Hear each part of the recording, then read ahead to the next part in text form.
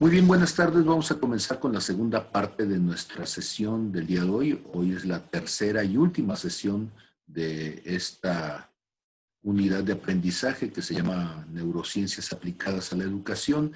El día de hoy es sábado 22 de agosto del año 2020. Es un privilegio estar con ustedes. Este es el grupo A de Ixtlán del Río, Nayarit, para el doctorado de SENAI. Y bueno, pues estamos trabajando entonces, poniéndonos al corriente y aprendiendo entonces todas estas cuestiones que tienen que ver con las neurociencias. Muy bien, comparto mi pantalla entonces, con el permiso de ustedes, mientras estamos comenzando una vez más a grabar. Entonces, este aspecto es uno de los aspectos que es fundamental, es la memoria. ¿Por qué es fundamental hablar de la memoria? Muchas veces la gente dice, es que en la educación no se debería de memorizar.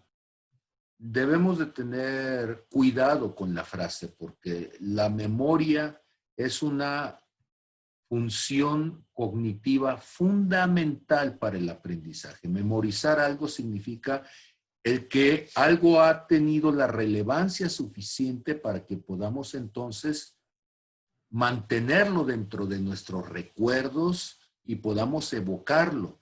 El aprendizaje no es que no se quiera memorizar, lo que no queremos es que se memorice sin significación.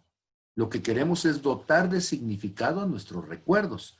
Lo que queremos es que las cosas que memorizamos las recordemos porque son valiosas, porque son importantes, porque nos dan sentido de vida, porque nos ayudan a entender el mundo, pero necesitamos que las cosas se memoricen.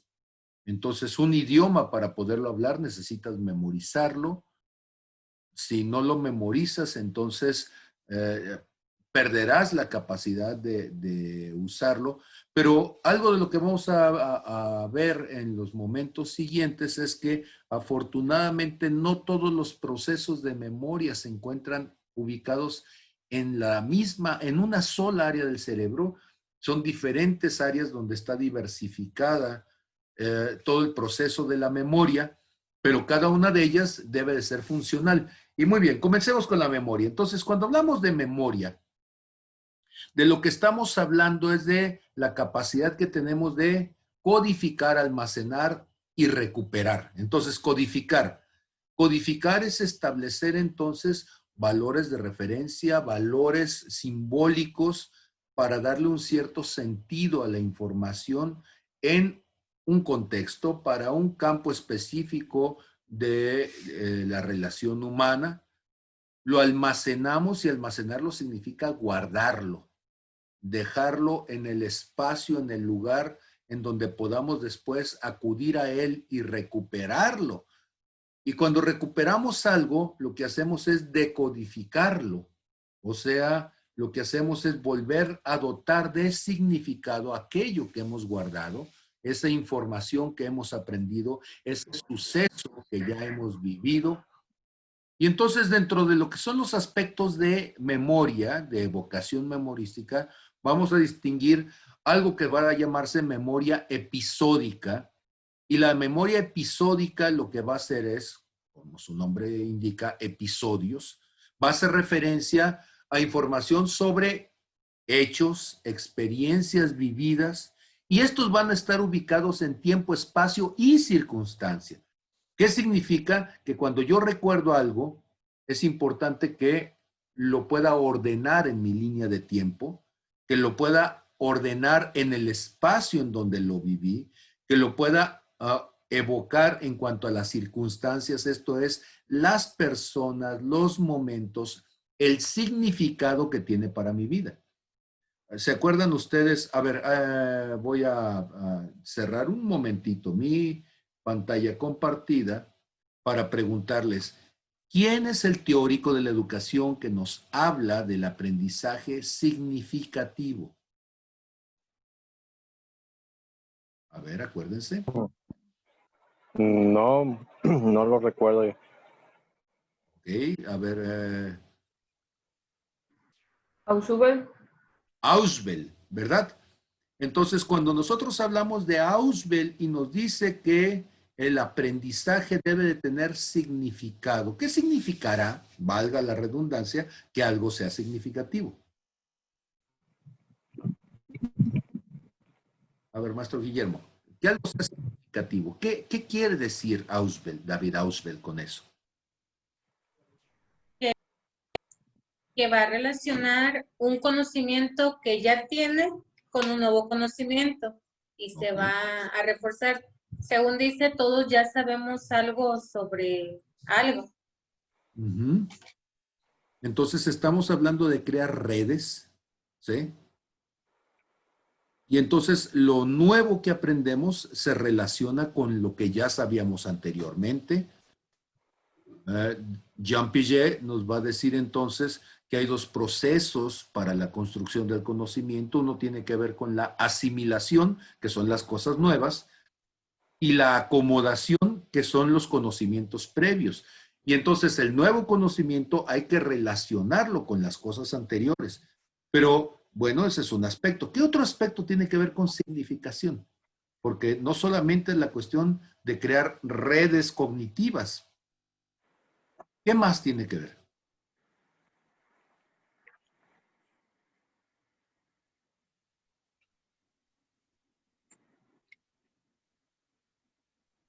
A ver, maestra Silvia, ¿qué otra cosa tendrá que ver? Está bien lo nuevo con lo viejo, lo que no sabía con lo que sí sabía, pero ¿qué más?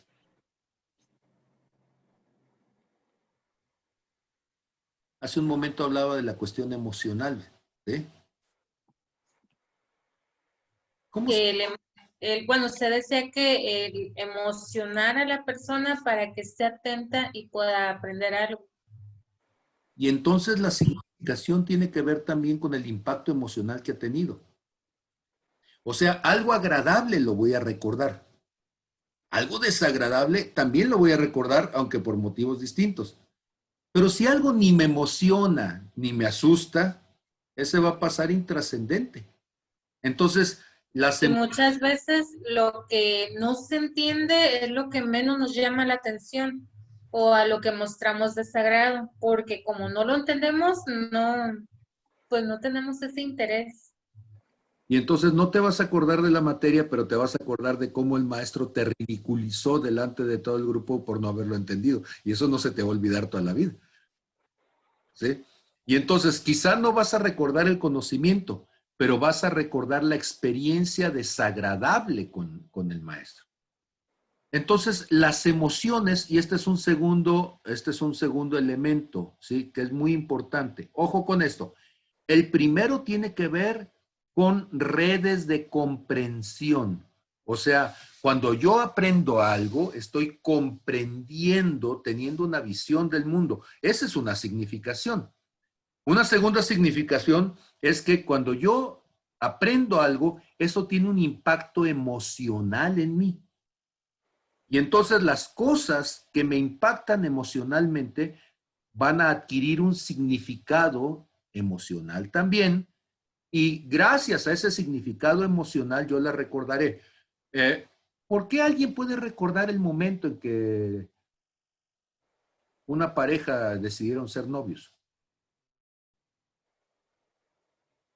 Porque nos brinca el corazón, ¿verdad? Y entonces nos sentimos emocionados y te acuerdas de cómo cantaban los grillos aquella noche y las luciérnagas que estaban y que ella iba vestida de un color y él iba vestido del otro y se arrodilló y le dijo, y te acuerdas de todos los detalles. ¿Por qué? Porque tocó las emociones.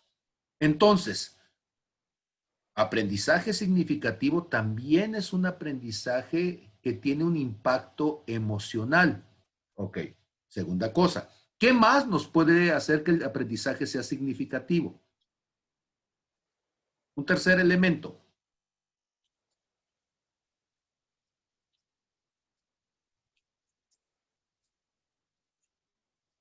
Si yo les digo, esto lo vas a necesitar después.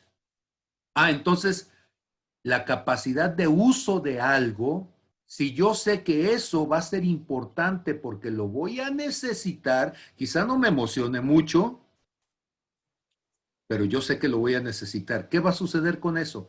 le voy a dar un significado que es la trascendencia por su importancia de uso.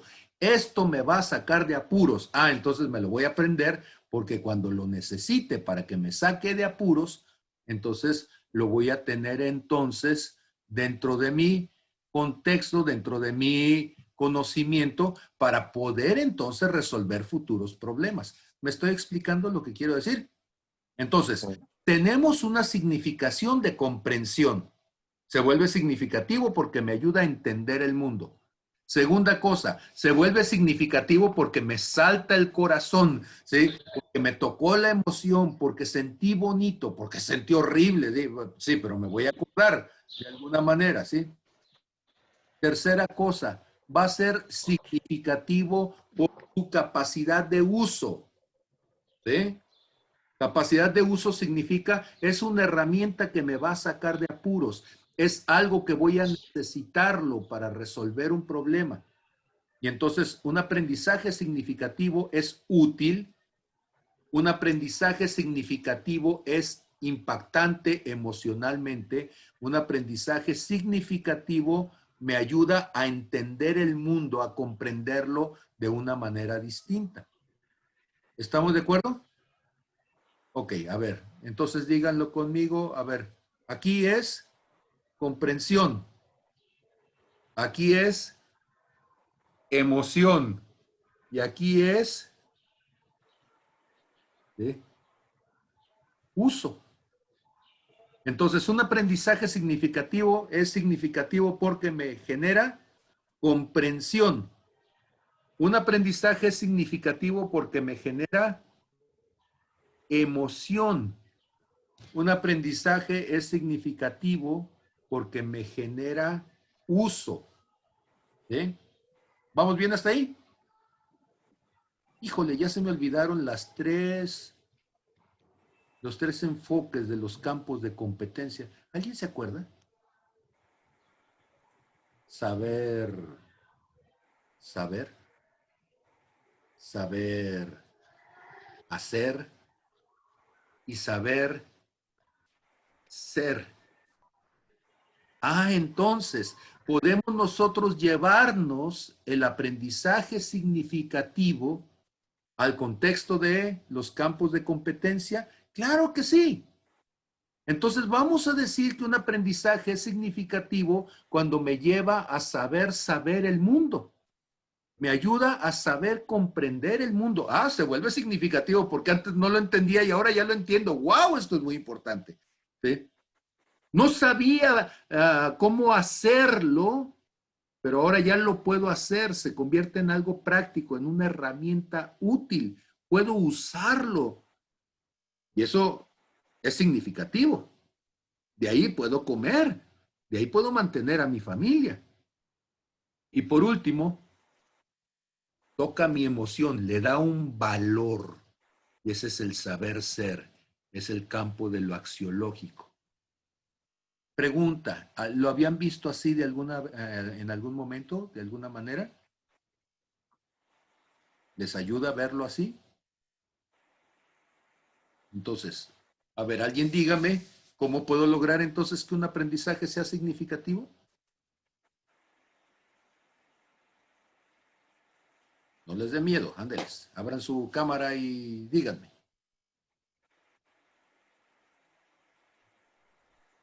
Primero, teniendo sus conocimientos previos para que lo relacionen con lo nuevo, que lo comprendan. Después, emocionándolos, que se emocionen por eso nuevo que están aprendiendo. Y finalmente, explicándoles para qué les va a servir o qué utilidades tiene ese conocimiento. ¿Y cómo se relaciona entonces con los tres campos del manejo de competencias? Con los tres saberes. Eso mismo que me dijo, y ahora relaciónelo con los tres campos de saberes. El saber. Que saber ser, saber hacer y saber. Ajá. Muy bien, muy bien. Entonces, lo viejo con lo nuevo, ¿sí? Y se convierte en una comprensión del mundo y ese es el saber saber, ¿sí? Luego lo emociono y le digo, esto es muy importante y le gusta y se da cuenta que lo puede hacer y queda un buen recuerdo. Trato de hacerlo divertido. Ay, eso es tan difícil, sobre todo en temas teóricos, ¿sí? Pero bueno, le hago la lucha y se queda con un buen sabor de boca. Y dijo, estuvo a gusto, estuvo bien, estuvo padre, estuvo cool. Yo no sé qué término se use ahora, pero le gustó. Muy bien. Ahora ya es el saber ser, ¿sí? Pero eso le va a ser útil. Poder llevar a cabo eso le va a resolver problemas, le va a dar herramientas para resolver problemas. Va a ser práctico. Y entonces ahora es el saber hacer.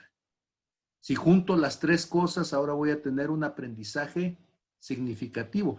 Pues la memoria, entonces, la memoria episódica va a tener que ver con esos tres elementos. Entonces, la memoria episódica, voy a intentar que se ubique en este espacio-tiempo y que tenga un cierto significado para la persona, para que el otro diga, sí, sí vale la pena, sí, sí es útil, sí es divertido, sí lo voy a necesitar, ¿sí? Una memoria semántica va a hacer referencia entonces, a ver, ¿qué es semántico? A ver, googleenlo, por favor, perdón por el término, el anglicismo, ¿sí?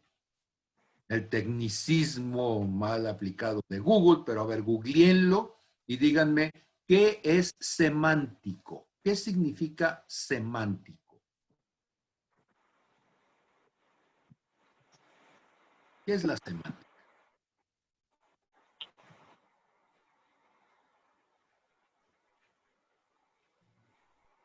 Que está relacionado, Con,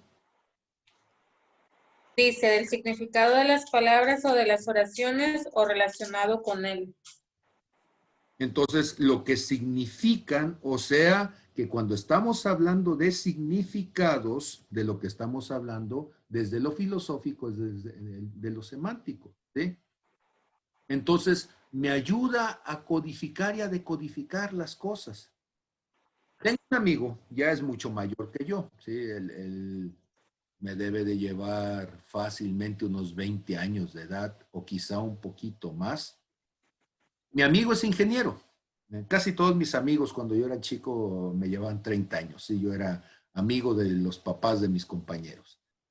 Y entonces, él era un ingeniero civil y él es un perito. Y toda su vida trabajó de perito. Significa que se certificó en un banco, se certificó ante la Comisión Nacional Bancaria, sacó su cédula como perito y a lo que se dedica entonces es a tasar terrenos, a hacer peritajes sobre precios de terrenos, siendo ingeniero civil. Cuando tú vas a vender una casa, ¿cuánto cuesta la casa? Le hablas al perito. Cuando tú vas a vender un terreno, ¿cuánto cuesta el terreno? Le hablas al perito. Y entonces lo que el perito hace es medir. Y a partir del costo que tiene por metro cuadrado, por construcción o por terreno en una cierta zona, él dice, son tantos metros, a tanto el metro, pues son tanto dinero, lo pone por escrito y su firma vale lo suficiente para que entonces tú puedas vender el terreno a lo que él dice. ¿Sí vamos bien hasta ahí? Y entonces el asunto con mi amigo que es perito, una vez él me comentó que todo su trabajo consistía en aplicar una sola fórmula. Él decía, esta fórmula me da de comer, ¿sí? Y es la fórmula de áreas de triángulos de un hombre griego que se llamó Herón. Herón de Alejandría, de hecho. Y entonces, ¿en qué consiste la fórmula? La fórmula dice semiperímetro menos lado A por semiperímetro menos lado B por semiperímetro menos lado C. Y todo esto, el producto de ellos, raíz cuadrada. O sea, raíz cuadrada de semiperímetro menos A, semiperímetro menos B, semiperímetro menos C. Y eso es el área de un triángulo. Ahora, lo que estoy diciendo quizás suene complicado al oído, pero no, es simplemente lo único que él hacía era, ¿sí? Se llevaba un muchachito, él con una cinta métrica larga, larga, larga de un lado, ¿sí? Y el muchachito le decía, a ver, córrele para allá. ¿Sí? Y ya él veía a qué distancia había. A ver, ahora ponte acá, ahora ponte allá. Él iba tomando medidas, iba haciendo un dibujito, ponía los números de cuánto era y luego se iba midiendo para terminar de formar los triángulos. Y con esa fórmula tan sencillita, con una calculadora, ¿sí? Él podía sacar en un ratito lo que era el área, es simple aritmética, no se ocupa nada más, ¿sí? Entonces, en un triángulo sumaba los tres lados, lo dividía entre dos y eso se llama semiperímetro.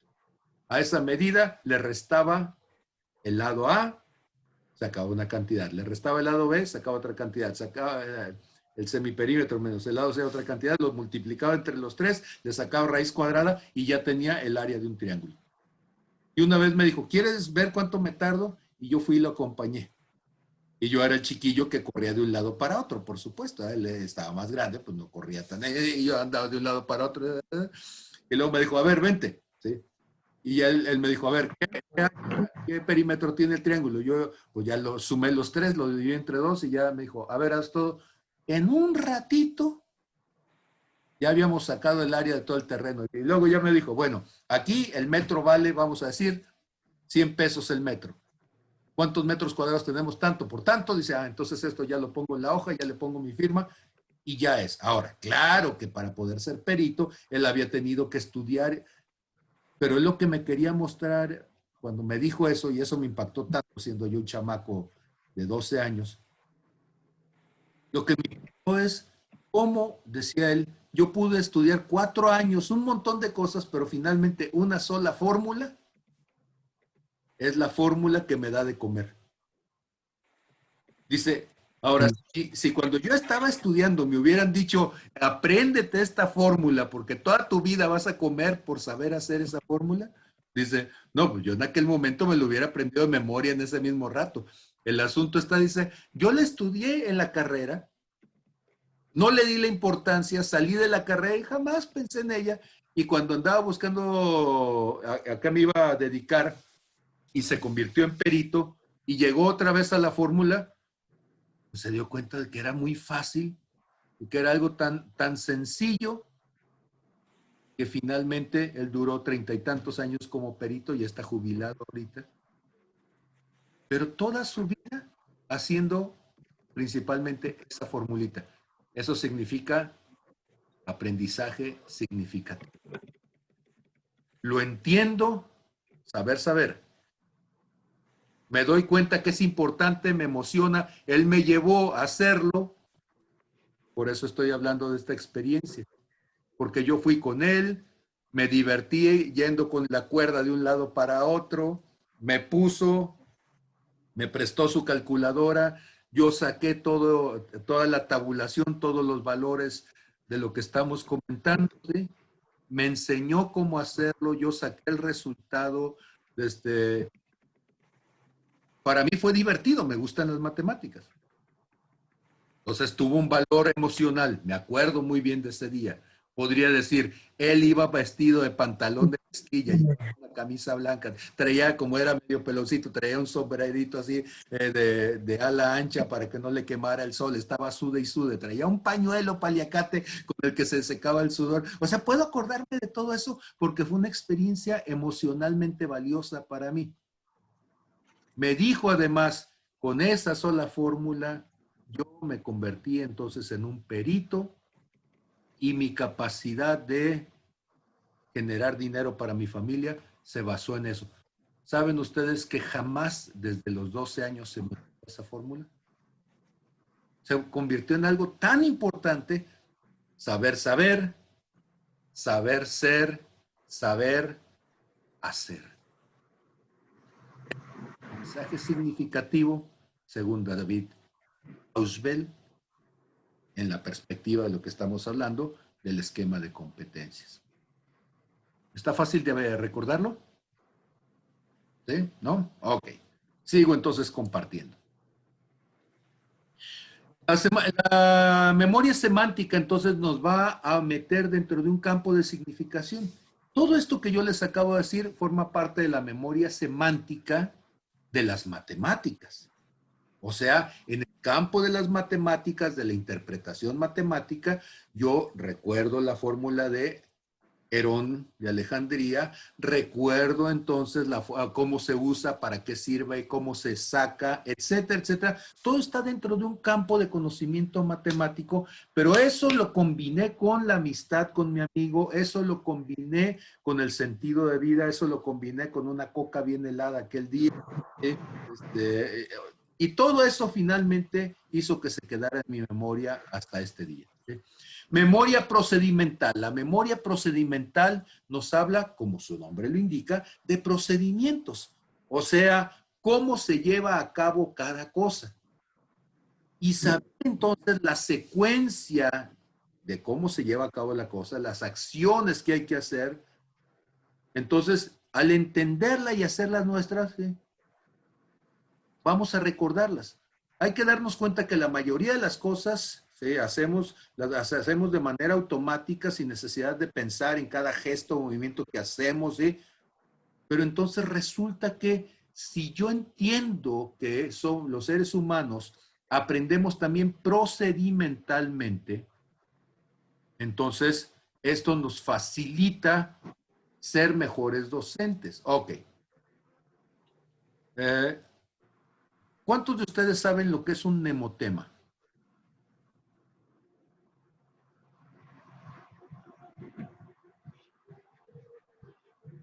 A ver, ¿sí? Denme señales de vida, ándeles, ándeles. Es incómodo hablar al vacío. A ver, díganme.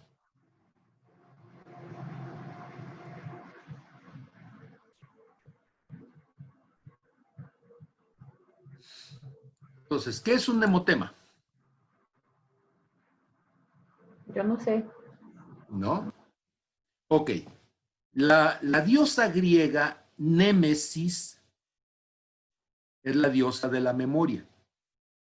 Entonces, cuando ustedes dicen amnesia, lo que están diciendo es que alguien se llevó un golpe en la cabeza y se le olvidan las cosas. Esa es la amnesia.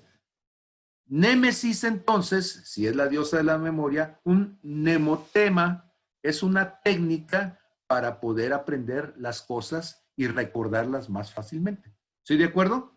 Es como el que se usa para cálculo, el de un día vi una vaca vestida con uniforme, algo así, ¿no? Dice sin cola con uniforme, ¿no? Entonces, Ay, el sin cola sea el signo de la integral, ¿sí? Y entonces, y ese es un mnemotema. Tú dices, ¿y qué tiene que ver una vaca? Sí, pero cuando tú dices un día, ¿sí?, vi, entonces es U, D, B. Ah, entonces la integral de U con respecto a B, luego dice la cola de la vaca es la integral, ¿sí? Sin uniforme. Y entonces empiezas a tratar de establecer una relación simbólica, ¿sí? Bueno, pues yo era maestro, fui fundador de una escuela secundaria, fui director de la escuela durante 2 años y pues como todo buen director, pues fui maestro de todo lo que no había, todo lo que no había maestros. ¿Sí? Entonces, el día que no llegaba el maestro de biología, yo era maestro de biología. El día que no había maestro de español, yo era el maestro de español. Y en una ocasión, el maestro de español no pudo estar durante un tiempo y entonces yo tuve que suplir durante ese tiempo al maestro de español. Y uno de los temas eran los adverbios. Y entonces, cuando nosotros hablamos de un adverbio, de lo que estamos hablando es una forma gramatical y estos adverbios tienen una función que modifican al verbo y que nos van a mostrar entonces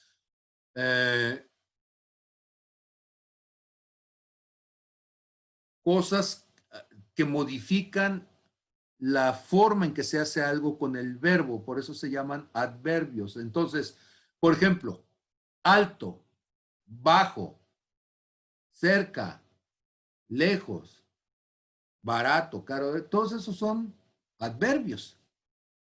Y entonces cuando nosotros estamos hablando de adverbios, Pues son un montón de adverbios en el español, ¿sí? Y mis estudiantes tenían que aprenderse, según el programa de la secundaria, tenían que aprenderse como 120 adverbios. Y tú dices, ¡ah! 120 adverbios. ¿Saben ustedes que si tú te aprendes las cosas sin un sentido, es bien complicado? Pero si tú le agregas ritmo, le agregas música, le agregas pasos de baile, entonces se vuelve fácil aprenderte las cosas. La gente se aprende bien rápido una canción completa, pero si tú le dices nada más las puras palabras, no se las aprende. Y entonces, ¿qué hicimos para que se aprendieran los adverbios? Hicimos una cancioncita donde eran los puros adverbios. Y esos adverbios entonces tenían que ver con gesticulaciones, con formas de hacer las cosas, con formas de pararte, de mover los brazos, de hacer, ¿sí? Y entonces los chamacos que tenían el examen, los iban a evaluar, no los iba a evaluar yo, los iban a evaluar alguien más. Entonces yo aproveché para que a partir de este conocimiento, ellos pudieran aprender a aprender. Esa es la educación, aprender a aprender. Y entonces, por ejemplo, los adverbios de lugar. Adverbios de lugar. ¿Saben ustedes lo que es aquí? Es un adverbio de lugar. Entonces, ¿cómo podría ser yo una pantomima de adverbios de lugar? Y entonces decían aquí, allí, ahí, digo aquí, ahí, allí, allá. ¿Sí? Ahí tengo 4 adverbios de lugar. Aquí, ahí, allí, allá. ¿Sí? Y luego, si yo la agarro a alguien y me la pongo de lado, ¿sí? Como si voy a bailar con ella, ¿qué es lo que digo? Acá. Entonces, aquí, ahí, allí, allá, la agarro y la pongo junto a mí, acá. Si estuviera bailando con ellos como si fuera de este pasito duranguense o si fuera así de la quebradita, y entonces, ¿cómo movería el muchacho a la muchacha? La pondría adelante, la pondría atrás, la pondría arriba y luego la mandaría por abajo. ¿Me estoy explicando? Cuando tú estás bailando y entonces pones a los muchachos a imaginarse que están bailando, entonces agarras a la persona aquí, allí, aquí, ahí, allí, allá, ¿sí? Y luego agarraban a la muchacha y se la traían supuestamente aquí junto a ellos y la agarraban y le decían acá, arriba, abajo, a un lado, adelante, atrás. Y toda la lista de los adverbios del lugar se lo echaron con la bailada y luego los adverbios, ¿sí? de tiempo, los adverbios de posición, etcétera, etcétera, etcétera. Sí, son un montón, les digo, son 120 y tantos los que se tuvieron que aprender. La cosa es, el primer día sonaba sangrón y ellos pensaban que no iba a poder ser. Pero después de un rato de estar haciendo juntos la pantomima, primero entenderlos, acomodarlos, darles una lógica y a partir de esa lógica empezar a darle ritmo, empezar a buscar los movimientos. Y ya cuando empezamos a buscar los movimientos y nos empezamos a mover, el mismo movimiento, la misma rítmica, hicieron que ellos se aprendieran todo eso. ¿Saben ustedes que el día del examen, ellos sacaron, todo el grupo sacó 100 y entonces la persona, ¿sí? que los fue a volar, dijo, estos hicieron trampa. Y le dije, no, no hicieron trampa. Digo, escoja cualquiera de aquí. ¿Sí? Y ella escogió, a ver, tú ven. ¿Sí? Y le digo, báilale la canción de los adverbios. Y entonces el muchachito se puso y le empezó a cantar aquí, allí, allá, allá. Y el otro iba con la lista, iba viendo, todos los dijo. Y se quedó así, le digo, a ver, ahora tú. Y otro pasó y todos los dijo. Todo mundo sacó 100 de calificación en la famosa lista horrible de los adverbios. Ahora, ha pasado el tiempo, ya han pasado como 20 años de eso, ¿sí? Ya estoy viejón. Bueno, pues ellos ya no son chamacos, ahora son hombres, tienen a sus hijos, y más de alguna ocasión en la calle de repente escucho, aquí, allí, allá, y ya volteo, y es uno de mis chamacos, y digo, profe, ¿se acuerdan de los adverbios? ¿Cuál es la cuestión? Dejó de ser un ejercicio horrible de tener que estar haciendo algo sin sentido para convertirse en la oportunidad de poder llevar a cabo algo que al ser divertido se convirtió en una forma de recordarlo. De eso estamos hablando. Cuando hablas de memoria procedimental, tienes que aprovechar que la capacidad humana para recordar toda una serie de, por ejemplo, sonidos, bailes, acciones, pensamientos, emociones, eso la gente lo recuerda mucho más fácil. Por eso la gente se aprende más fácil las canciones que las recitaciones. Si tú te tratas de aprender algo solamente de memoria y no le pones nada más, se te olvida. Pero cuando tú le pones la canción, en la iglesia lo hacemos nosotros con los niños. ¿Sí? Entonces, ¿me dejan enseñarles una canción de iglesia para que se den cuenta qué tan fácil es? Sí. A ver, abran sus cámaras para poderles enseñar la canción de la iglesia. Entonces, ¿listos? Ok, va la canción. ¿Han escuchado la canción? Dice, Dios es amor, la Biblia lo dice, Dios es amor, San Juan no lo repite. ¿La han escuchado esa? ¿Sí? Ok, entonces, quiero ponerle de ejemplo porque esta canción la cantamos con los niños de 4 o 5 años y se lo aprenden. Pero no solamente eso, con la cancioncita se aprenden un referente bíblico. Entonces dice la cancioncita, escúchenla. Dios es amor, la Biblia lo dice, pero ¿cómo me voy a acordar de que Dios es amor? ¿Dónde está Dios? Yo digo, no, pues ahí está Dios. Y amor, ¿cómo se dice? Aquí, puedo decir aquí en el corazón, ¿sí? O puedo decir así, y entonces ese es amor, ¿cierto? Entonces díganlo conmigo. Dios es amor. A ver, todo el mundo moviendo las manitas. Entonces, Dios es amor. La Biblia, ¿cómo se hace un libro? Un libro se hace así, ¿sí? Y entonces un librito, le das vuelta a la página y luego, ¿dónde lo dice? Ah, allí lo dice.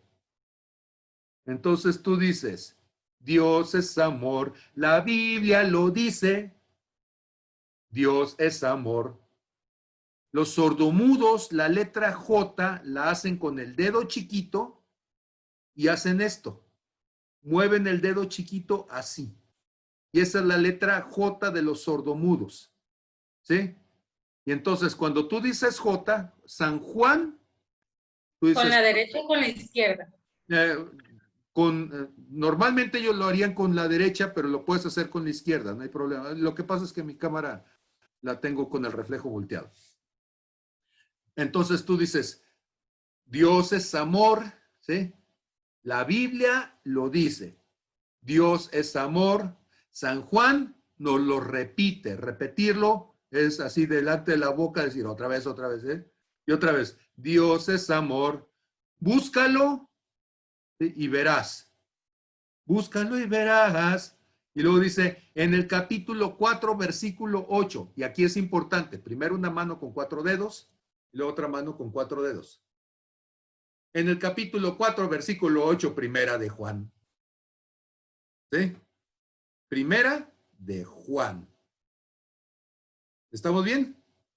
Y entonces la cancioncita la canta uno con los chiquillos y dice, Dios es amor, la Biblia lo dice, Dios es amor, San Juan no lo repite, Dios es amor, búscalo y verás, en el capítulo 4, versículo 8, primera de Juan. ¿Sí? Y entonces yo le pregunto a la gente, ¿dónde dice que Dios es amor? ¿Dónde dice? En el capítulo 4, versículo 8, primera de Juan. ¿Sí? En el capítulo 4, versículo 8, primera de Juan. ¿Sí? Y ahora la cuestión está, se las enseña uno un día, ¿sí? Vienen los chiquillos, un día se lo enseñas, ¿sí? Ahora, van a decir, ay, es que está escribiendo. No, cuando yo era monje, eso se los enseñaba en el catecismo. Otra vez, ya hace chorrocientos años, ¿sí? Pues hay chiquillos que ya no son chiquillos, que ahora son viejillos, ¿sí? Y que ya tienen sus hijillos, y ellos se acuerdan y me dicen, en el capítulo 4, versículo 8, primera de Juan. Porque el tener que poner, a ver, ¿cuántos dedos hay aquí? ¿Y cuántos hay aquí? Entonces, en el capítulo 4, versículo 8, primera de Juan. ¿Sí? Pero si lo digo al revés, primera de Juan 4:8, pues no está tan fácil. Ah, pero capítulo 4, versículo 8, primera de Juan, ¿sí? Aunque lo dije al revés, la gente se lo aprendió. ¿Qué se necesitó? Ponerle movimiento, ponerle una tonada, jugarlo con los chiquillos un rato, dar vuelta con él, aplaudir, ponerle música, sacarla. Y llega un momento donde el chiquillo se lo aprendió. Una tina. ¿Sí estamos de acuerdo? Entonces, Masaje. procedimental. ¿Qué es memoria procedimental? Donde vamos acomodando elementos para decir qué es antes, qué es después. Si a esos elementos los vamos generando de tal forma que impacten nuestra memoria, impacten nuestra emoción, entonces la persona se los va a aprender y va a entenderlos y va a poder reproducirlos de una manera fácil. Si no se acuerda la memoria, se va a acordar del movimiento, se va a acordar de lo que estamos haciendo, ¿sí? Y entonces ellos a veces no se acuerdan de la tonadita, pero se acuerdan que yo ponía primero la mano así y luego ponía la otra mano así. Y entonces, pues si ponía la mano así, que tenía que ser 4. Y si pongo la otra, pues ya son 8. Y ya se acuerdan, ¿sí? 4, 8 y luego nada más 1 y le doy la vuelta. Y darle la vuelta así, por eso los enseña uno para que se acuerden. Ah, esta es la J porque se forma la J con el dedito. Cuando tú le das la vuelta, así se forma la letra J. ¿Ya me expliqué? ¿Sí? ¿Le sirve o no le sirve? ¿Sí les ayuda? Sí, mucho. Muy bien. Entonces, a ver, maestro Memo, Guillermo, ¿qué me dice? Dígame. No, pues digamos, conocer el método interesante y haciendo esos gestos, pues es como pueden aprender, pues. Y entonces resulta que, les digo, yo soy maestro de matemáticas y ser maestro de matemáticas es hablar de cosas incómodas. Pues tiene uno que pensar cómo le vas a hacer para que el otro se lo aprenda, para que para el otro sea fácil, que no suene como una cosa que no tenga sentido. Y ahí está uno pensando cómo hacerle para que los catetos no suenen nada más de cosa aburrida. Y ahí está uno buscándole por todos lados. Muy bien. Entonces, esto es lo procedimental. ¿Para qué sirve la memoria? Pues la memoria es para guardar, para almacenar lo que tiene valor. Ahora, ojo, la memoria es como un banco. ¿Qué vas a meter en el banco? Lo que es valioso. Todo lo que tú eres, finalmente, tiene que ver con la memoria. Porque si tú te golpeas la cabeza y se te olvida, si a ti te da Alzheimer y se te olvida, si tú tienes demencia senil y se te olvida, tu personalidad cambia, porque tú eres tus recuerdos. Tú eres tus recuerdos. Lo que tú recuerdas es lo que tú puedes hacer. Tú recuerdas hablar, tú recuerdas pararte, tú recuerdas cómo se trabaja. Cuando se te olvida, es horrible, ¿sí? Entonces no me voy a meter en eso para hablar de experiencia de vida, porque ya llevo 46 minutos y no llego todavía a donde tengo que llegar. Entonces, gracias a la memoria, vamos a recordar nuestras relaciones, los lugares donde hemos estado, las conversaciones que hemos tenido, lo que hemos aprendido, nuestro conocimiento académico, nuestra experiencia profesional, ¿sí? Cuando alguien dice, tengo experiencia, lo que está diciendo es, me acuerdo de mis errores, me acuerdo de mis aciertos. Gracias a la memoria recordamos quiénes somos, eso se llama identidad. Gracias a la memoria aprendemos más fácil. Gracias a la memoria cambiamos en base a la experiencia, a las relaciones, a las necesidades del entorno. Por ello, cuando alguien tiene Alzheimer, en mi familia ha habido gentes con Alzheimer, y lo que haces es que pierdes la memoria, y al perder la memoria vas a terminar perdiendo poco a poco la esencia de quién es la persona. La memoria es importantísima y tenemos entonces que valorar lo que significa la memoria. Muy bien. Ahorita van a tener una actividad. ¿En qué va a consistir esa actividad? Ok. Hay que ver un video. Yo les voy a poner un video y después del video que les voy a, bueno, mientras están viendo ustedes el video, van a meditar sobre lo que dice el video y les voy a preguntar algunas cosas. Después les voy a poner una segunda actividad y vamos a hablar de neuroplasticidad, ¿sí? Y vamos a preguntar otras cosas. Ok, entonces, primero, vamos a ver el video acerca de, ¿dónde anda mi cosa aquí? Ixtlán. Ok. Si están ustedes entonces en YouTube, bueno, va por WhatsApp, ¿sí? Y este video se llama ¿Qué pasa si quitamos el hipocampo? ¿Qué es el hipocampo? Pues debe ser un caballito de mar seguramente, porque los hipocampos, como que eso suena bueno, pero estamos hablando de cerebro. Muy bien. ¿Qué pasa si quitamos el hipocampo? Les acabo de enviar entonces el enlace por WhatsApp, ¿sí? Y se los voy a enviar aquí por el chat de la proyección de aquí del grupo. Aquí está también en el chat de aquí, lo van a tener. Lo voy a mostrar, ¿sí? Para quienes nos están viendo. Estoy entonces en YouTube. Ustedes pueden poner ¿qué pasa si quitamos el hipocampo de Sam King? Ahora, ¿qué sugiero yo? Voy a ponerle compartir pantalla antes de dejarlos que ustedes hagan esto. El video está en inglés, ¿sí? Y por eso es importante que aquí en la parte que dice subtítulos, ustedes le pongan subtítulos, ¿sí? Para que en subtítulos, que son unas letritas que están aquí abajo, a ver, déjenme ver si esta cosa me permite acercarlo. Entonces, ok, no me da. Yo aquí tengo un pequeño apunte de lo que es el hipocampo. Bueno, de lo que se encarga. A ver, ¿qué es el hipocampo? El hipocampo es el que se encarga de los recuerdos, de la memoria a largo plazo, y es el que también tiene lo que es el recuerdo asociativo. Ajá. Emplear lo familiar con lo que no lo es. Y entonces el hipocampo es fundamental porque nos va a ayudar en el proceso de generar recuerdos. No es el que guarda los recuerdos, pero es el que genera, ¿sí? En nuestro cerebro, es la parte que nos va a decir que algo es importante y que va a permitir que se generen recuerdos. Ahora, ojo con esto.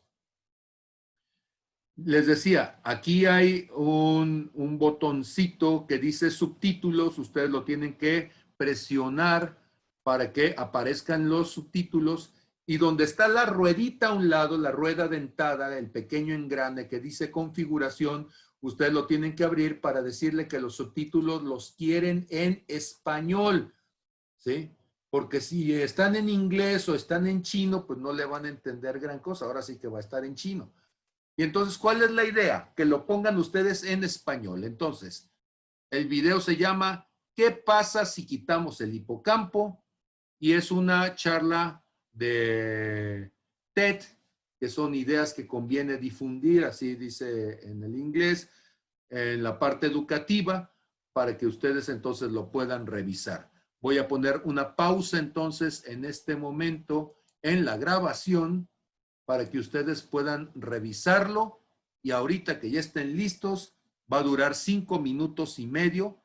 Entonces, ahorita cuando sean las 6:16, voy a volver a preguntarles si ya terminaron. Entonces, pongo pausa y todo mundo a ver el video. ¿Qué pasa si quitamos el hipocampo desde su computadora? Antes de que se me... Muy bien, estamos de regreso después de nuestra pausa para que vieran el video, para que hicieran la actividad. El video, quienes nos están acompañando, lo pueden revisar directamente de acuerdo a las instrucciones que dimos. Muy bien, entonces, ¿qué nos cuentan? A ver, ¿por qué es importante el hipocampo? ¿Qué le pasó a esta pobre persona? ¿Cómo se llamaba esta pobre persona? HM. ¿Quién era HM? Henry Molaison. Entonces, Henry Molaison. ¿Y qué le pasó?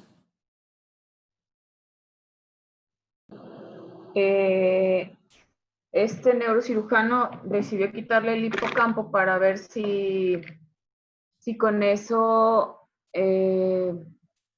ocurrían menos convulsiones. Ajá. Y sí, pero también afectó la memoria. Ya no tenía retenciones a corto plazo, es lo que entendí. Ajá, ya no generaba nuevos recuerdos, ¿sí? Nuevos recuerdos, pero él podía recordar el idioma que había aprendido porque la memoria a largo plazo no está directamente relacionada en el hipocampo. Entonces, sí podía recordar el inglés, sí podía recordar aspectos de su vida pasada, pero no podía recordar lo que había desayunado esa mañana. No podía recordar cómo se llamaba la persona que iba y lo visitaba, la doctora que estuvo oyendo. Todos los días la conocía y todos los días se le olvidaba quién era. Curiosamente, la memoria procedimental, esa sí podía guardarla. O sea, él sí aprendió a dibujar estrellas de 5 picos y sí aprendió a desarrollar habilidades. O sea, sí pudo desarrollar praxias, decíamos que son habilidades procedimentales, ¿sí? Memoria muscular, eso sí lo podía desarrollar, pero no podía desarrollar agnosias, gnosias, porque no podía guardar nuevos recuerdos. Entonces, ¿qué tan importante es el hipocampo? Bueno, pues el asunto está de que si nosotros no tenemos la capacidad de generar nuevos recuerdos, pues nunca vamos entonces a construir nuevas experiencias, nuevos aprendizajes, una nueva carrera, un nuevo título.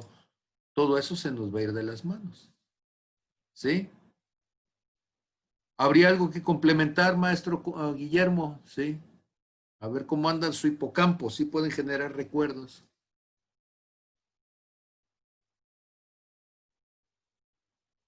Está apagada la bocina, el micrófono. Perdón, no tengo problemas con el hipocampo, por eso tengo tantos problemas con mi esposa. De todo me acuerdo.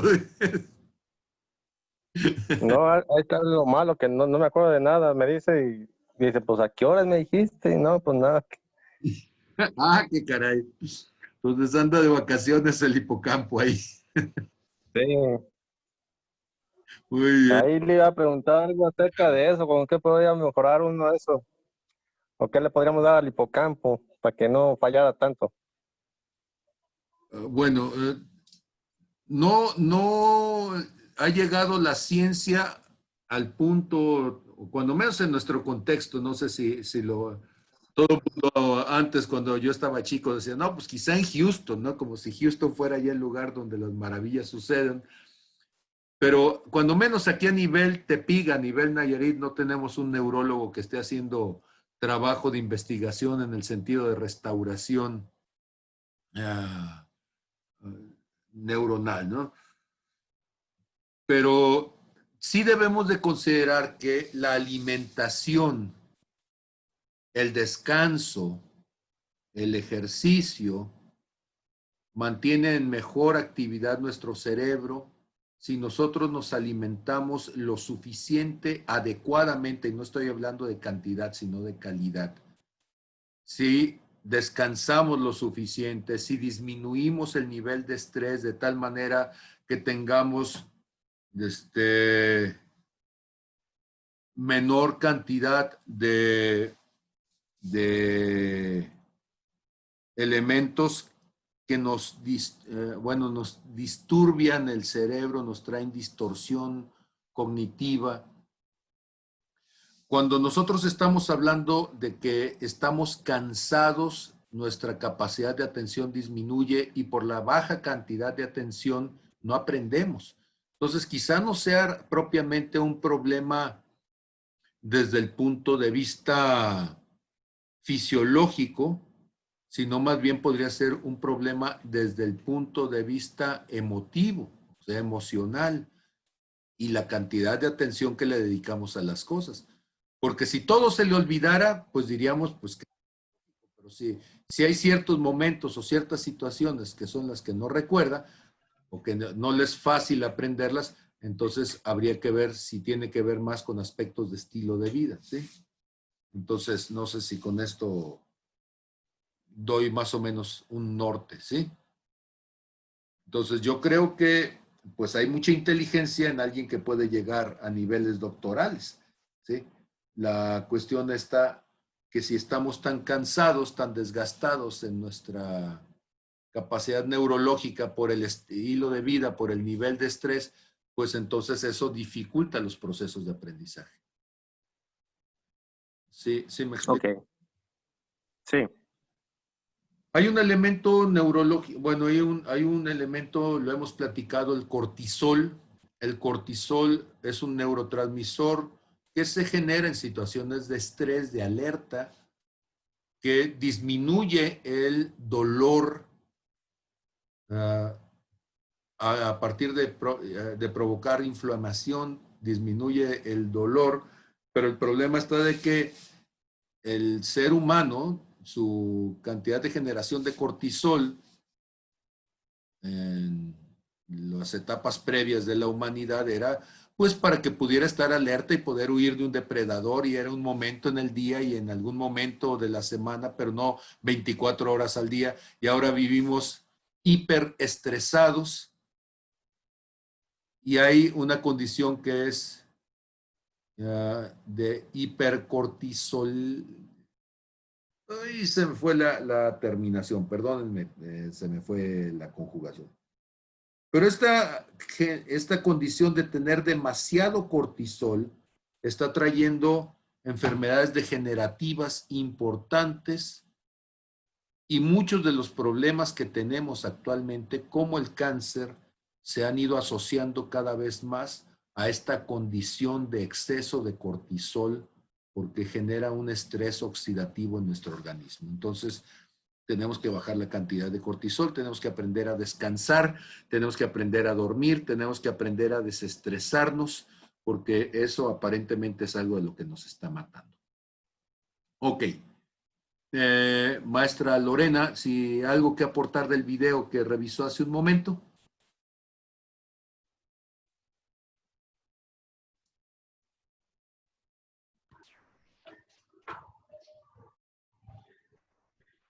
Pues me pareció interesante la función que tiene el hipocampo, ya que, bueno, creo que antes de hacer la operación, no sé si no había estudios y no se sabía lo que iba a provocar en el paciente, porque pues provocó en este caso un daño muy severo. O sea, la persona no podía recordar nada, al parecer todo era como a corto plazo, hasta donde entendí.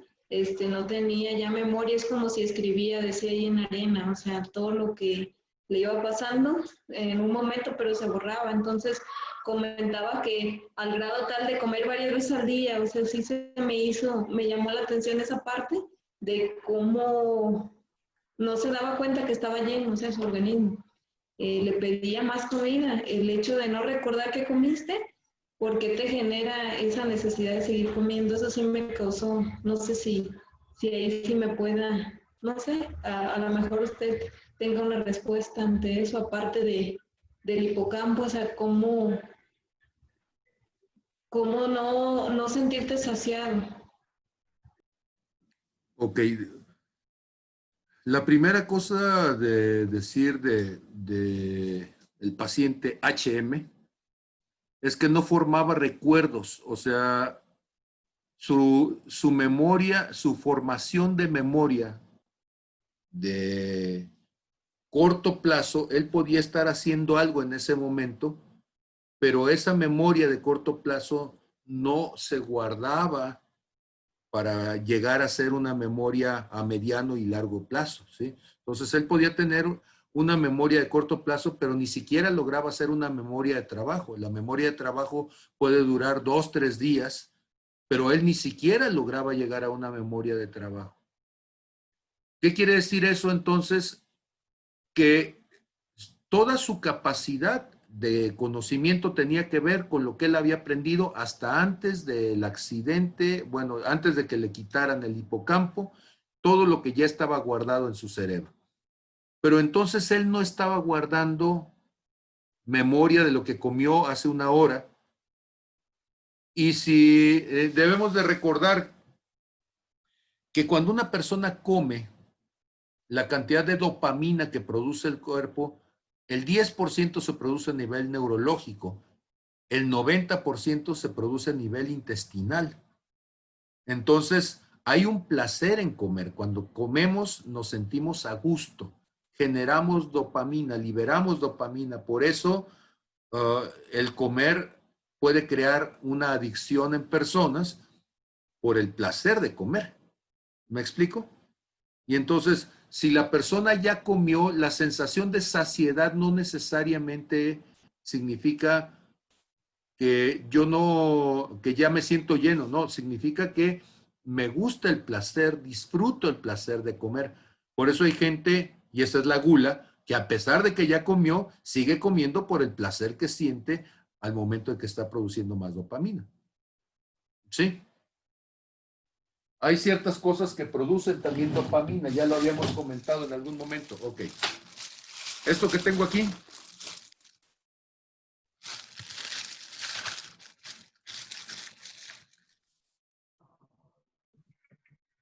este es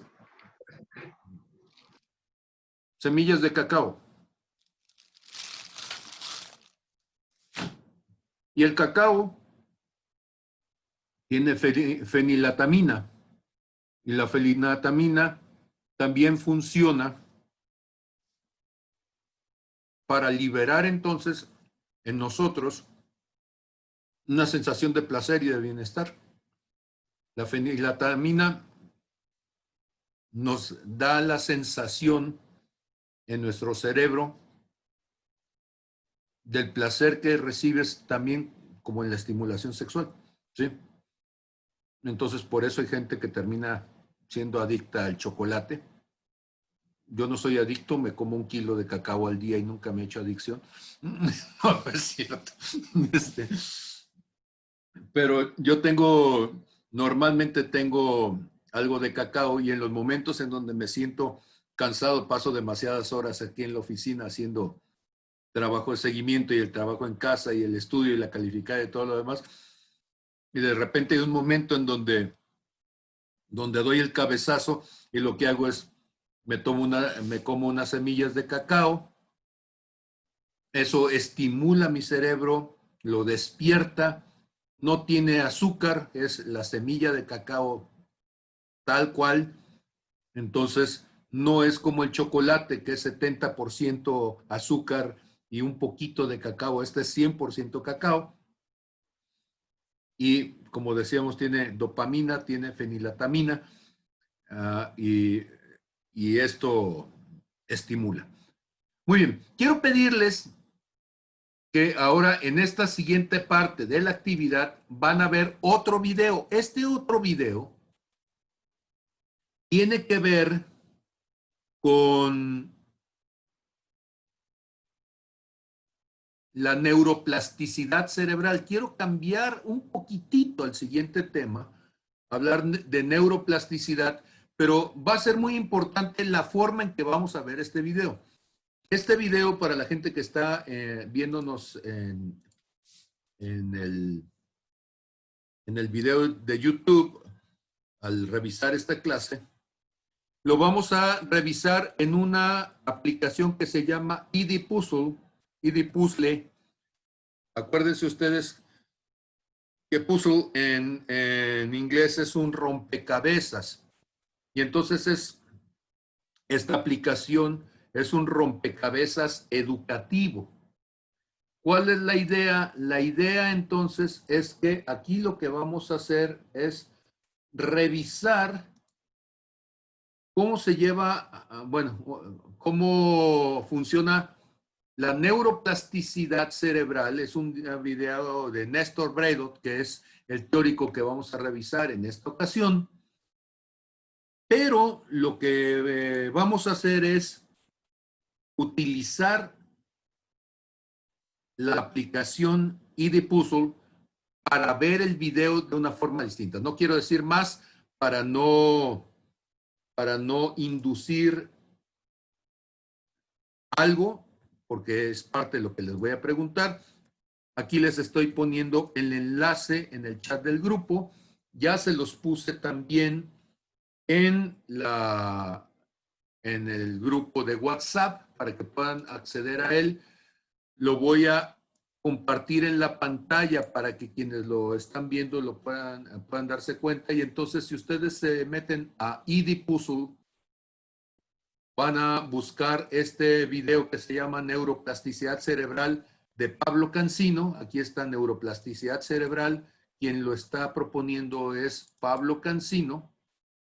Y es un video que les va a pedir que vayan contestando ciertas preguntas que las van a ir viendo mientras aparece el video. Entonces, voy a poner pausa a mi grabación para que ustedes puedan ver el video. El video dura 5 minutos. Quiere decir entonces que son las 6:36 más 5 minutos van a ser a las 6:41, 6:42, que vamos a estar retomando entonces la grabación. ¿De acuerdo? Entonces, una vez más, vamos a ver un video en Edpuzzle mientras yo pongo pausa aquí y cada uno lo va a ver desde su propia computadora. Pongo pausa. Ok, estamos regresando después de la grabación y estamos a pocos minutos de terminar nuestra clase, pero aunque había algunos comentarios que se estaban haciendo para que quede constancia de ello en la grabación, quiero pedirles que lo vuelvan a hacer. Entonces, maestra Diana, usted que había opinado, vuélvanos a decir su opinión sobre la diferencia entre ver el video solamente en YouTube y la actividad donde ahora vimos el video, pero a través de Edpuzzle. Sí, le comentaba que me gustó más esta vez porque como hace que estés más atento, porque sabes que vienen preguntas, entonces tienes que estar bien atento a todo lo que sucede alrededor para poder retener esa información y contestar correctamente. Ok. Había alguna información que estaba en un formato auditivo, ¿sí? Estaba Néstor Braidot diciendo algunas cosas, el doctor Néstor Braidot, pero otras venían en un formato visual. Maestro Guillermo, ¿se acuerda usted de cuál venía en formato visual?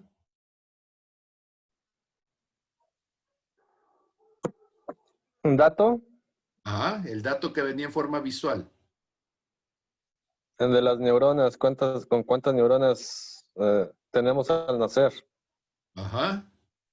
¿O a qué se refiere? ¿A ese? A ese precisamente. Ahora, ¿se fija usted cómo hay gente que solamente es auditiva y pasa por alto el detalle visual? No, le voy a decir una cosa, ahora sí me funcionó el hipocampo. Este video ya no lo había presentado, la otra clase. Ajá. Y ahora sí puse atención a lo que aparece y a lo que está diciendo, pues. Uh-huh. ¿Y las preguntas, Y, en qué le sirvieron a usted? ¿perdone?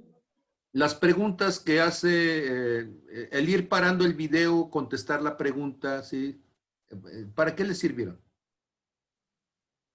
Mm, para reforzar la memoria a corto plazo y pues ir participar pues en este ejercicio pues Ujú. de memoria a corto plazo. Ahora, si ustedes se fijan, gracias, maestro Guillermo, si ustedes se fijan entonces, cuando yo enfoco la atención a algo, potencializo, multiplico la capacidad de aprendizaje. O sea, la gente no aprende, y yo sé que esto va a sonar como una tontería y van a decir, ay, tanto estudiar neurociencias para caer en eso. No, pues la verdad es que el que no pone atención no aprende. Para aprender necesitamos poner atención. Y por eso, cuando hacemos un ejercicio como el que les acabo de mostrar, eso nos demuestra que ante la posibilidad de que me van a hacer una pregunta, como decía la maestra Diana ahorita, me van a preguntar y al momento de que me van a preguntar, yo voy a tener que elegir una opción de respuesta. No me gusta equivocarme, no me gusta que la gente se dé cuenta. Entonces, obligo a poner mi atención al máximo. Estoy revisando lo que está sucediendo en el video. Ahora, sucede con muchas personas que están escuchando el video, pero cuando les pregunto en el video cuántas neuronas tiene el ser humano al nacer, el que no había estado poniendo atención a la imagen visual, a partir de ese momento dice, híjole, me tengo que fijar en lo que veo y en lo que escucho. Y a partir de ese momento cambia el enfoque de atención y se multiplica la capacidad de aprendizaje. Ese es un ejercicio muy simple de neurociencias. Pero si somos capaces de poner la atención 5 minutos enfocados en algo, entonces podemos recordar muchísimas cosas más que si estamos dispersos mientras estamos recibiendo la oportunidad de interactuar con algo. Esa es la idea. Ok, entonces estamos terminando y yo quisiera pedirles que pongan mucha atención en esto, ya nos vamos a ir. Tienen ustedes aquí entonces, estoy compartiendo mi pantalla y lo que tienen ustedes aquí es el curso de doctorado de ustedes, ¿sí? Aplicado al aprendizaje. Y aquí tenemos el módulo 3. Ya vieron ustedes la actividad de IDPUSO que acabamos de revisar hace un momento. Y aquí tienen una serie de videos donde van a tener la oportunidad de escuchar más a Néstor Bradot, pero el libro con el que ustedes van a trabajar en este mes es este que se llama ¿Cómo funciona tu cerebro para dummies?, escrito precisamente por Néstor Bradot. Entonces, aquí van a tener la oportunidad, si gustan ver algunos de estos videos, va a aumentar su conocimiento antes de leer el libro, les va a dar una mayor percepción, algunos de los elementos los van a poder entender mucho mejor después de ver el video y antes de leer el libro, pero tienen la libertad de, si no lo desean, no verlos, directamente pasarse a nuestro libro y entonces es cómo funciona el cerebro, otra vez nuestro diario personal, el producto, cómo funciona nuestro cerebro, el tercero, la ficha de cambio de visión paradigmática, la número 4, la ficha de análisis de procesos cognitivos. Ahora, ¿cuál es la idea? Ahora no quiero que hagan una presentación. Ahora, ¿qué es lo que quiero? Ahora lo que quiero es que hagan una estrategia, propongan una estrategia de intervención. Entonces, estrategias de intervención como qué? La actividad de IDPUSU es una estrategia de intervención. Me sirvió para mostrarles cómo el poner atención hace que una persona pueda aprender más, pueda enfocarse más, pueda multiplicar su capacidad de aprendizaje. ¿Sí? Cosas que hemos estado hablando, acerca de lateralidad, acerca de comprensión, acerca de manejo simbólico. Cada una de ellas entonces se pueden utilizar para utilizarlas durante nuestras actividades. Como decía, puedo hacer una cancioncita para hablar de adverbios y ponerle ritmo y ponerle música y ponerle pasos, y todo eso puede hacer que alguien se aprenda algo que de otra manera sería muy estéril. Si logro que sea divertido, si logro que sea comprensivo, si logro que sea útil, todas esas tres cosas van a hacer que el aprendizaje sea significativo, sea procedimental, que impacte mi memoria de corto plazo, mi memoria de trabajo para poder llegar a la memoria de largo plazo. Preguntas, comentarios, mientras estamos a punto de terminar nuestra clase. Díganme ustedes, por favor. Dejo de compartir pantalla y me gustaría poderles ver antes de despedirnos. Mi memoria a corto plazo no funcionó. ¿Me puede repetir la tarea? Ok. Si se fijan, básicamente seguimos teniendo las 4 actividades, ¿verdad? O sea, leo Vamos a leer un libro. tomo nota, ese es mi diario para que no se me olviden las cosas. La segunda cosa, ahora en lugar de solamente pensar en hacer una presentación, ya no quiero que le hagan una presentación a nadie. Ya hicieron 2 presentaciones. ¿Qué es lo que van a hacer? Estrategias de intervención. O sea, ve pensando qué cosas puedes hacer en clase, qué cosas puedes hacer con tus alumnos, cómo utilizar lo que ya he aprendido para llevármelo a mi trabajo como docente. ¿Sí?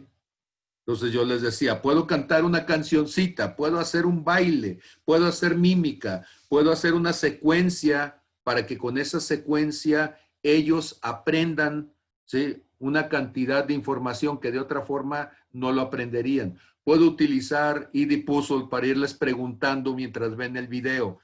Puedo hacerles un cuestionario para que lo vayan contestando mientras hacen la actividad. O sea, todo lo que se les ocurra, ¿sí?, como propuesta. No lo van a llevar a cabo. Esta estrategia no tiene que ver con lo que vamos a leer, es con lo que vimos en clase. Lo que pasa es que ya llevan 2 libros leídos y van a leer a Néstor Braidot, que también les va a hacer propuestas de estrategias. ¿Sí? Néstor Braidot, de hecho, maneja, en uno de sus capítulos, maneja un gimnasio cerebral. Él habla de un gimnasio cerebral, ¿sí? Si ven la entrevista de la memoria de Néstor Braidot, que por ahí es el tercero de los enlaces que tengo por ahí puestos, se van a dar cuenta de cómo es tan importante la memoria, pero sobre todo la focalización. Por ejemplo, ¿sabían ustedes que nuestro cerebro es tan noble, hablando de neuroplasticidad, que mi cerebro se va a ir transformando en medida de lo que voy meditando? Si tú te duermes emberrinchado, vas a estar soñando en el berrinche y tu cerebro se va modificando para el berrinche. O sea, se vuelve más berrinchudo y generas un cerebro de víctima, un cerebro paranoico, que donde quiera está viendo amenazas. Estás generando redes neuronales para sentirte que eres amenazado. Y entonces, en esa entrevista que es interesantísima, Néstor Braidot está diciendo, por eso los últimos momentos de tu día, cuando tú te vas a dormir, es tan importante resignificar tus pensamientos, para que tú te duermas con los pensamientos correctos. ¿Sí? ¿Cómo se va a modificar tu cerebro?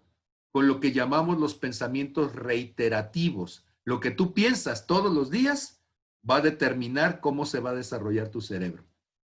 Si tú todos los días estás viendo lo malo, vas a generar un cerebro especializado en identificar y en ver cosas malas donde quiera. ¿Sí? Si tú donde quiera ves enemigos y todos los días estás viendo enemigos, tu cerebro se va a volver paranoico, vas a generar un cerebro enfermo. Si tú donde quiera ves oportunidades, vas a generar un cerebro resiliente y con capacidad de afrontamiento. ¿Sí? Si tú siempre estás diciendo no se puede, tu cerebro va a desarrollar esa capacidad de decir no se puede. O sea, finalmente, tu cerebro es el resultado de tus pensamientos reiterativos. Las ideas que son reiterativas van a determinar el tipo de cerebro que tú tienes. Y eso es increíble. Entonces, Es una entrevista que yo disfruté mucho. Yo espero que ustedes la disfruten igual. El libro de Néstor Breidel es un libro muy fácil de leer y hasta es divertido. Bueno, a mí me pareció hasta divertido. Entonces, espero que lo disfruten. ¿Cuál es la idea? Que lo que aprendieron en estos 2 meses anteriores, más lo que están aprendiendo ahorita, vayan generando ideas de cómo lo van a llevar al aula. Porque si no lo llevamos al aula, si no es significativo, se pierde. Ok, para aclarar otra vez, no me queda claro.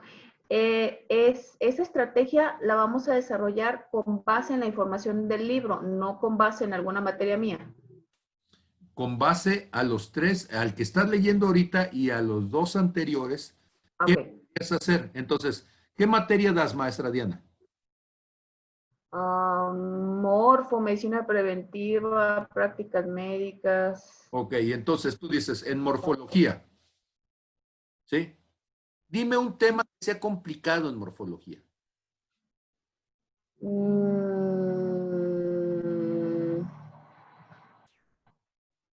El esqueleto. Ok, el esqueleto. ¿Qué podríamos hacer para que ellos puedan aprender entonces algunos conceptos básicos de morfo? ¿Sí?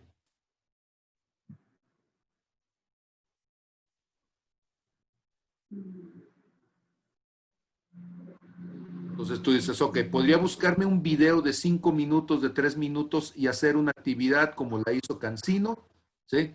Donde ellos ven algunas cosas y les estoy preguntando, en lugar de decirles solamente ve el video, ¿qué entendieron? Y todos, ay, estuvo bien bonito. ¿De qué hablaron? ¿Quién sabe? ¿Sí? Porque todo el mundo, cuando le das a ver un video, todo el mundo dice estuvo bien bonito, pero cuando les preguntas, nadie te puede decir 3 ideas juntas. Ok, ponerle las preguntas obliga a que pongas atención, ¿sí? Y lo focalizas en los temas que son más importantes, ¿sí? Entonces, puedo hacer una actividad, busco un video y voy a hacerle preguntas durante el video. Esa ya es una actividad de neurociencias, porque estoy focalizando su atención, ¿sí? La palabra morfología, morfo significa forma, ¿cierto? Significa entonces que el cuerpo humano desarrolló su forma para resolver una necesidad.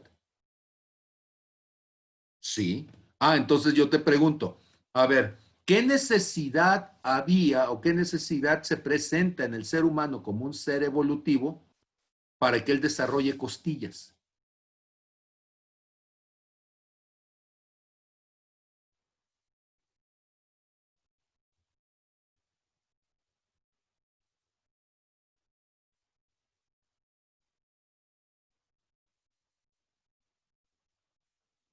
Porque el ser humano tiene costillas, sí, pero ¿por qué tiene costillas? Para proteger sus pulmones. Ok, entonces resulta que pulmones, corazón, ¿sí? Están protegidos, bueno, están dentro de la cavidad torácica, por supuesto, pero el corazón podría haber estado a la altura del estómago, sí, pero estaría muy vulnerable en la zona más protegida de la cavidad torácica, ¿cierto? Ah, entonces, si yo entiendo que el corazón es tan frágil como para que con un golpe podría lesionarlo, digo, ¿en dónde podría estar más protegido? Ah, entonces resulta que la morfología tiene una lógica de la naturaleza donde lo voy a poner en donde esté más protegido, ¿sí? Los pulmones necesitan protegerse de un golpe. Ah, bueno, pues la mayor parte de los pulmones quedan protegidos dentro de la caja torácica. El intestino finalmente tiene mayor elasticidad, puede resistir más un golpe que un pulmón. Entonces yo necesito que el cuerpo humano se pueda doblar, por eso las costillas llegan hasta el punto en donde me puedo doblar. Si tuviera costillas hasta la pelvis, pues no me podría doblar. Entonces, ¿cuál es la idea? La idea es forzar a que ellos me digan qué pasaría, por ejemplo, si tuviera mayor cantidad de costillas. ¿Qué pasaría al momento de intentar doblarme? ¿Qué pasaría si tuviera menor cantidad de costillas? ¿Qué pasaría al momento de tratar de proteger los pulmones? Cuando estamos queriendo que la gente razone, lo que estamos haciendo es focalizar su atención a una cuestión procedimental. O sea, la evolución tiene razones para haber derivado en un tipo de estructura ósea. ¿Sí? Pregunta, ¿por qué todos los vertebrados tienen cerebro?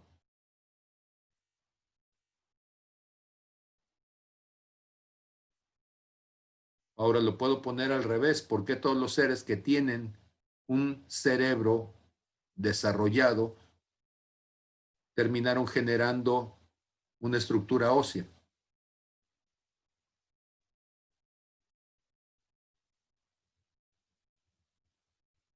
Si el cerebro es tan importante y tan frágil, ¿qué pasaría si hubiera un cerebro en un ser que no tuviera hueso para proteger entonces a ese órgano tan importante, pero al mismo tiempo tan frágil? Y entonces resulta que todos los seres que tienen cerebro tuvieron que desarrollar una estructura ósea para poder proteger ese cerebro. Y entonces vamos a encontrar con que las serpientes no desarrollaron extremidades, pero sí desarrollaron cráneo, sí desarrollaron columna, y entonces su sistema nervioso central está concentrado en un encéfalo y en una columna que lo protege.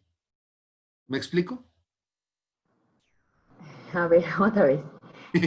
Entonces, todo lo que ya aprendí y el libro que voy a leer, voy a diseñar una estrategia para aprender neurociencia o para aprender de mi materia. De tu materia. Ah, ok. Ya, eso era todo. Sí, por eso decía, si enseñas morfología, ¿cómo le hago para que alguien aprenda morfología? ¿Sí? Entonces tengo que entender que si morfos es forma, la forma de un ser vivo es la respuesta a su necesidad adaptativa al contexto donde se encontraba. ¿Sí? Y entonces... Yo voy a... Ay, ya interrumpí, perdón. Yo voy a buscar una estrategia entonces para enseñar matemáticas, algún tema de matemáticas, y esa va a ser mi actividad. ¿Sí? Por ejemplo, yo una vez me invitaron a dar una clase en un congreso nacional de matemáticas. Y yo estaba hablando sobre ternas pitagóricas. ¿Sí? Entonces, ¿cómo le hice para enseñar ternas pitagóricas? Mi estrategia entonces tuvo que ver primeramente con hablar de triángulos, que los triángulos son maravillosos, y luego empecé a hablar de cómo se van formando secuencias. Mostré cómo si tú formas los números triangulares, entonces esos números triangulares, o sea, en la primera línea tienes el 1, luego en la segunda línea tienes 2, 3, en la tercera línea 4, 5, 6, en la siguiente línea 7, 8, 9, 10. O sea, tengo un número 2, 3, 4, 5, 6, y luego resulta que empezamos a analizar cómo desde la tercera línea, ahí tenía el 4 y el 5, y luego en la quinta línea tenía los siguientes números. Ahorita estoy distraído para acordarme, sí, lo puedo dibujar para acordarme, pero fui llevando entonces a esta gente para que fueran dándose cuenta de dónde fue surgiendo las ternas pitagóricas. Les mostré entonces cómo desde los papiros de Rhind estaban ya esas, y decir cómo lo descubrieron. Los llevé a la generalización entonces de el teorema de Pitágoras, y luego los llevé a la generalización de todas las ternas pitagóricas. Y fue una clase que dura 2 horas. Sí, pero en esas 2 horas, el que nunca lo había estudiado de repente dijo, ¡wow! Sí, por fin lo pude entender. Y estaban emocionadísimos desde los maestros de secundaria cuando les estaba hablando de todo eso, porque por fin pudieron entender que el teorema de Pitágoras nada más era una particularización de todas las ternas pitagóricas, ¿sí? pero que Gracias a eso, después podíamos llegar entonces al último teorema de Fermat para poder entender entonces la suma de cuadráticos o la suma de potencias. Y con todo eso, finalmente, les digo, el asunto es cómo puedes explicar algo que es difícil y llevarlo a que se vuelva simple. Ah, esa es la idea. ¿Sí? Entonces, acuérdense, ¿qué elementos tiene? ¿Sí? Son 3 elementos. Saber, y entonces necesito que sea comprensible. Saber hacer, y necesito que sea práctico y útil. Que yo diga, ah, esto me sirve, lo puedo utilizar, lo sé hacer, se vuelve sencillo al hacerlo. Y el tercero es que sea divertido, que sea emocionante, que yo diga, valió la pena haber estado. Si logro tener esos 3 elementos, entonces mi estrategia va a quedar en la memoria, se va a volver emocionante, se va a volver afectiva, y la gente va a decir, ¡wow! Por fin lo pude hacer, y se va a sentir maravilloso. ¿Sí queda claro? Ahora, ¿para quién es? Para ustedes. Por eso usen algo que ustedes están trabajando. Usen un tema que ustedes están trabajando para que para ustedes se convierta en un avance en su formación. Maestro Guillermo, ¿alguna pregunta? No. ¿No? Ok. Bien. Muy bien. Maestra Lorena, ¿alguna pregunta? No, ahí en lo que es la plataforma va a especificar qué es lo que va a revisar del trabajo, ¿verdad? Ya ahí yo lo veo. Sí, ahí está todo. Con lo que ya explicó y ya viendo eso, ya. Sí, ahí está todo. ¿Sí? Entonces, Sí, gracias, maestro. muchísimo. Cuídense mucho, disfruten, ¿sí?, su proceso, y estamos pendientes. Gracias, y por ahí Gracias. la grabación. Ok, hasta Igual, gracias, maestro.